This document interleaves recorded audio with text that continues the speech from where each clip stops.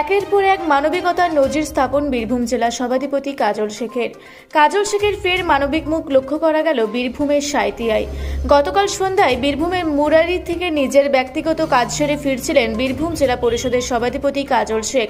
ফেরার পথে যখন সাঁইথিয়া এসে পৌঁছান তখন জানতে পারেন যে সাঁইথিয়া বিধানসভার ফুলুর গ্রাম পঞ্চায়েতের লোহাট গ্রামের বাসিন্দা সুরজ শেখ নূর মোহাম্মদ স্থানীয় মেলা দেখার ফেরার পথে দুর্ঘটনার শিকার হন এবং সুরজ শেখ ঘটনাস্থলে মারা যায়।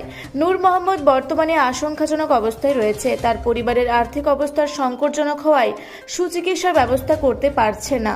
আজকে ফেরার পথে সভাধিপতি কাজল শেখ নূর মোহাম্মদের বাড়িতে এসে আর্থিক সাহায্য সহ সব ধরনের চিকিৎসা ব্যবস্থার দায়িত্বভার নিজের কাঁধে তুলে নেন।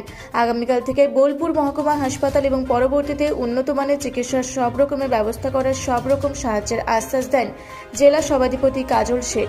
একই সঙ্গে মৃত সুরজ শেখের পরিবারকে আর্থিক সাহায্য সহ পরিবারের সদস্যদের পাশে থাকার আশ্বাস দেন সভাধিপতি কাজল শেখ। বীরভূমের সাঁইথিয়া থেকে ইকবাল হোসেনের রিপোর্ট, রূপসী বাংলা মিডিয়া। পুরুলিয়া শহরে এখন স্বল্প খরচে উন্নত ও অত্যাধুনিক চিকিৎসা পরিষেবা বর্দান হসপিটালে। এখানে general, laparoscopic, gynaecologist, paediatrician, anaesthetist, general physician, orthopaedic সহ বিভিন্ন রোগের অভিজ্ঞ ডাক্তারবাবুরা নিয়মিত রোগী দেখছেন। এছাড়াও 24 ঘন্টা বিনামূল্যে অ্যাম্বুলেন্স পরিষেবা রয়েছে, স্বাস্থ্যসাথীর সুবিধাও। যোগাযোগ করুন বর্দান হসপিটাল, রাঁচি রোড, সৈনিক স্কুলের নিকটে। মোবাইল নাম্বার 8918968624 এই নাম্বারে।